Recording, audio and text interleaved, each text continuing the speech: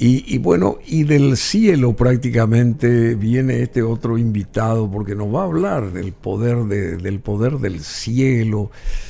Él es presbítero y le hicimos una consulta, la diferencia entre presbítero y padre, porque a todos los sacerdotes se le dice padre fulano, padre mengano.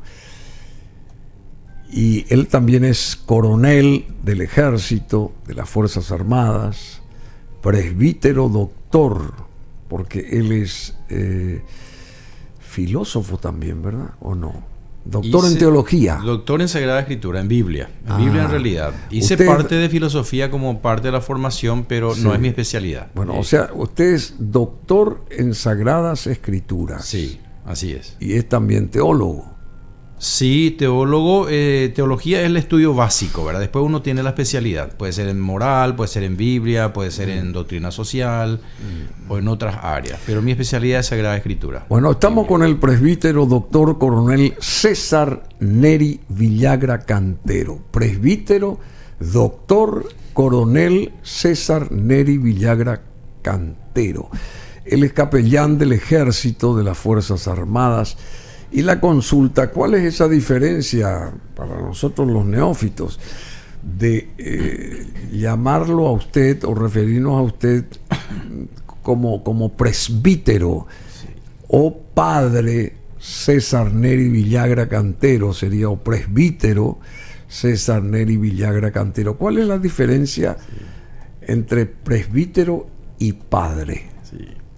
Presbítero es el grado que tenemos en el sacerdocio, es decir, somos de segundo grado porque están los obispos, los presbíteros y los diáconos. Ahora ocupamos el segundo grado. El padre es un trato, es el trato que se le da a los presbíteros.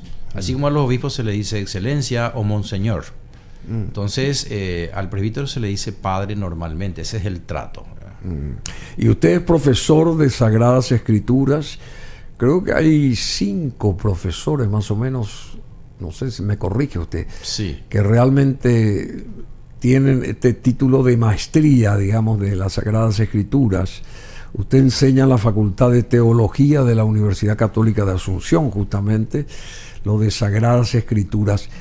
¿Es una carrera larga esto? ¿Y se recibe uno de qué? ¿De licenciado sería? Sí, Paraguay se ha habilitado recientemente y es una especialidad que, por ejemplo, no hay en otros países. Justamente aquí se habilitó porque tenemos 5 especialistas. 5 especialistas. Tiene que haber mínimo 5 especialistas para que se abra. Es una maestría. Aún no alcanzamos el doctorado. Si nosotros nuestro doctorado lo hemos hecho en general en Europa, sobre todo en Roma, o en España hacen otros.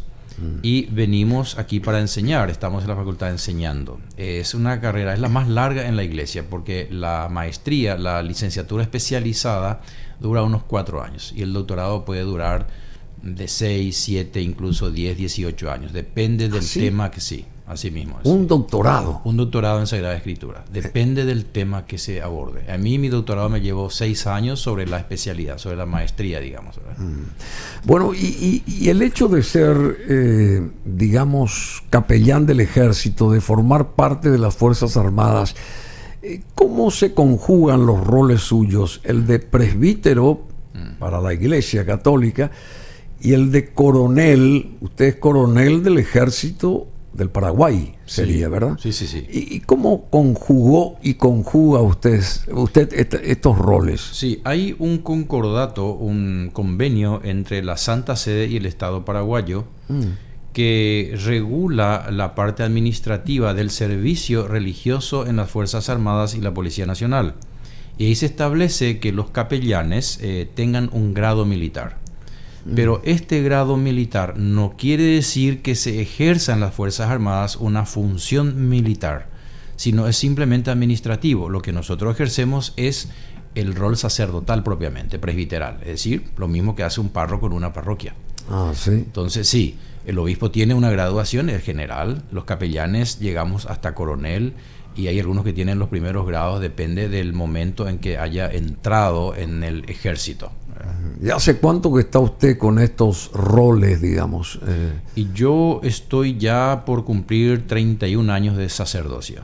Así, Pero yo soy egresado de la Academia Militar y del Liceo Militar, es decir, nací en el mundo militar. O sea, usted Sí. tiene más años como militar. Sí, por supuesto. Desde los 13 años estuve yo en el Liceo Militar, 5 años, luego en la Academia Militar 4 años. Luego egresé, ejercí un tiempo muy breve como oficial y luego ya entré a la Academia Militar, al Seminario Nacional para mi formación sacerdotal y luego fui a Roma a hacer las especialidades. Sí. Y estoy de nuevo para el servicio sacerdotal en el ejército en este momento. Usted tiene 60 años. 60 años, sí, cumplidos. O sea que hace la mitad de su vida, prácticamente más de la mitad de su vida, se dedicó a la parte militar y después a la parte sacerdotal. En realidad que llevo mucho más tiempo ya en la vida sacerdotal porque mi formación en el Liceo Militar fueron 5 años, en la Academia Militar 4, son 9, 10 años en total con el ejercicio profesional, pero desde a partir de ahí yo paso ya al seminario. 7 años en el seminario, luego 4 años en Roma, regreso yo en el seminario de nuevo 5 años, regreso a Roma para el doctorado 6 años, vengo al seminario de nuevo como rector y bueno, pues estoy aquí, es decir, mucho más tiempo en la iglesia ya, así como sacerdote, pero a la par iba yo ascendiendo también con la graduación de acuerdo al concordato con la Santa Sede, ¿verdad? ¿Cómo Ya. se comporta digamos, el mundo militar para con ustedes, los presbíteros o sacerdotes o los capellanes, digamos? ¿Ustedes sienten respeto por parte de los militares hacia ustedes o como que los dejan de lado a veces o no son realmente recíprocos? No, todo lo contrario. Si hay algo en las Fuerzas Armadas que hay que rescatar, es el respeto. O sea, hay un respeto recíproco, hay una, digamos, apertura. Nosotros tenemos Sí, vía pero libre. perdón, pero Sí. ¿lo respetan por ser coronel o por ser capellán? Yo no creo tanto que sea por la jerarquía, sino por la investidura sacerdotal. Ah, ¿sí? Sí, por supuesto. Es decir, la consagración sacerdotal y el oficio propio que uno cumple, porque uno puede ser teniente o de baja jerarquía, pero es el párroco de toda la unidad. Es decir, como una especie de comandante religioso de la unidad. Sí, Entonces, en ese sentido, está a la par que el mismo comandante, porque él es el párroco de toda la unidad y ejerce una función independiente del comandante, depende solamente del obispo, que a su vez depende del Santo Padre, del Papa. Sí. Ah, sí, usted Sí. depende solamente Del obispo, exactamente. en este caso de nuestro primer cardenal. Así mismo, él es el obispo castrense, dependemos de él y él a su vez del Santo Padre. Coordina él las actividades pastorales con el presidente de la República, así como nosotros coordinamos con cada comandante, dentro del marco del respeto y del respeto, sobre todo digo porque los militares tienen sus propias actividades y la iglesia entra en los momentos y en los aspectos que le corresponde, que le toca ejercer este servicio, este ministerio. ¿Y cuántos capellanes hay en el ejército paraguayo, más o menos? En todas las Fuerzas Armadas y la policía aproximadamente 25. Ah, eso nomás. Sí, muy poco, sí. 25. 25 para todas las Fuerzas Armadas. Quiere decir Sí. que tienen mucha fortaleza ustedes. Sí, y cubrimos varias unidades por eso. Siempre el problema vocacional es un tema, digamos, pendiente por el hecho de que cuesta formar un sacerdote. Es decir, necesitamos mínimo 7 a 8 años después de la secundaria para que uno sea ordenado de sacerdote. Es decir, la formación es un poco larga. Y después están también las especialidades que algunos hacen, otros no. Pero por el camino muchos se quedan, salen. Entonces no siempre se logra porque hay una criteriología para la ordenación. Algunos quedan por el camino o no son aptos, otros se retiran. En ese 7, 8 años pues se va observando la conducta, el comportamiento, su rendimiento académico, una serie de factores que está establecido por la Santa Sede y conforme a eso se llega o no a la ordenación. Qué interesante. Y en todos estos años de experiencia, estos años suyos de experiencia, ¿usted ayudó, digamos, a que un militar pasara a ser conformara el mundo católico como capellano, presbítero, padre, Sí. qué sé yo, usted notó que habían ciertas inclinaciones respecto a esa persona que querría, qué sé yo, hacer lo que usted, por ejemplo, observándolo y qué sé yo, guiándolo usted a esa, o alguien que se le acercó, yo quiero ser capellano, quiero formar parte de la iglesia. ¿Hubo ejemplos así? Sí, varios. De hecho, yo, después de ser ordenado, lo primero que el obispo me encargó fue la pastoral vocacional. Es decir, ver precisamente gente del mundo militar y del mundo policial que tuvieran esta inclinación, esta vocación para enviar al seminario y ser ordenados. Y varios fueron ordenados. Varios son actualmente sacerdotes, presbíteros, que están ejerciendo el ministerio, que ¿Y son eran militares? militares y policías. Sí. Ah, sí, che. Sí, varios. Pero qué interesante. Sí. Bueno, lo invitamos acá al presbítero doctor coronel César Neri Villagra Cantero, porque comenzó digamos, ayer fue Domingo de Ramos, comenzó la Semana Santa, y él también escribe acá, nuestro invitado, en el Nacional, y reflexiona también, sobre todo los domingos, reflexiona ahí, tiene una columna, tiene un espacio, y sobre todo este tipo de temas, y estamos en Semana Santa. ¿Qué es la Semana Santa? ¿Y cómo usted describiría el Domingo de Ramos, donde todo era, hace más de 2000 años, festividad, y hasta ahora se emula eso, o se reprisa, o se replica eso, y de repente cambia la cosa radicalmente para aquel, digamos, Jesús de Nazaret que entró en un asna o en un asno a Jerusalén? Porque acá me enseñó el padre, el presbítero, que se dice asno o asna, Sí. De igual forma. Sí. ¿Qué significa lo de Domingo de Ramos? ¿Qué es el Domingo de Ramos? Sí. ¿Y por qué después cambia la cosa drásticamente? Sí. Nosotros de hecho celebramos en el tiempo de Cuaresma los 40 días, tratando de replicar los 40 días que Jesús estuvo en el desierto, y a su vez los 40 años de Israel en el desierto, es decir, las tentaciones de Jesús. Y la Semana Santa viene a ser la última semana de esa Cuaresma, de esos 40 días. Y recordamos aquí los eventos finales de la pasión, muerte y resurrección de Jesús, que comienza con una entrada en Jerusalén, que nosotros llamamos Domingo de Ramos. Y en ese Domingo de Ramos, para nosotros, porque para ellos es el Shabbat, para los judíos, Jesús es recibido en Jerusalén como si fuese el Mesías. Aquí hay que partir de la base de que los judíos esperaban un Mesías. Pero había como 3 teorías respecto a lo que sería la figura del Mesías. O sea, Jesús no fue el Mesías que esperaban los judíos. No, es decir, los judíos lo Pero si rechazan. era judío también Jesús. Sí, pero no llenaba las expectativas judías. Ah, sí. Porque los judíos esperaban... ¿Cuál es la situación de los judíos? Los judíos estaban por mucho tiempo subyugados bajo varios imperios. Por ejemplo, el imperio babilónico, persa, Asiria, Egipto, Grecia, Roma. Y querían independizarse de estas naciones. Ellos sueñan en la época de David y Salomón, que era una nación pujante, libre. Y buscaban, por lo tanto, un Mesías que estaba prometido ya a partir del libro del Deuteronomio, que es el libro más antiguo del Antiguo Testamento. ¿Cómo se llama? El Deuteronomio. Que Deuteronomio. Es, sí, el 5.º libro del Pentateuco. Este es el libro realmente más antiguo. Entonces, aquí en el Pentateuco ya Moisés dice que Dios suscitará un profeta como yo, dice él. Entonces, ese profeta después va a ir, digamos, a través del tiempo, a través de la historia, adquiriendo una imagen mesiánica. De tal manera que ya los profetas Isaías, después Miqueas, Sofonías o Zacarías van a hablar ya de un Mesías que va a restablecer a Israel.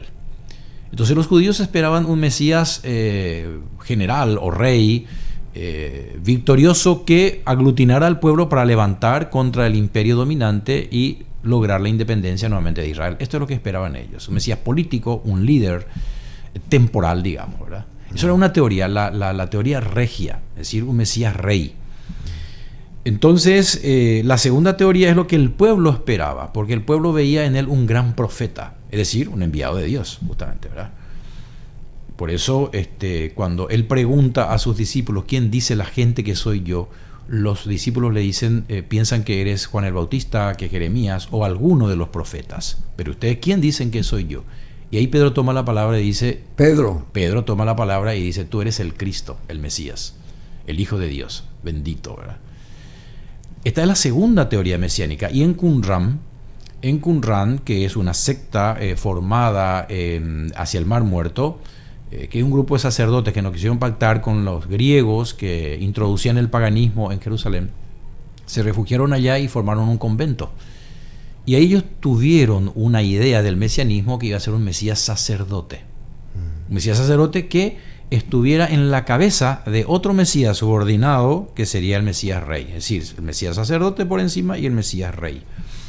De manera que ellos esperaban también un Mesías restaurador, no solo de la política, sino de la religión judía. Pero Jesús no se encuadra en ninguna de estas expectativas, estos esquemas, porque Él viene como Hijo de Dios e Hijo de hombre. Le dice, no, yo soy el Hijo del hombre, el Hijo de Dios mismo, o sea, Dios hecho hombre. Supera todas estas expectativas. Pero viene Él, por lo tanto, con una presentación diversa a lo que ellos esperaban, entonces lo eliminan.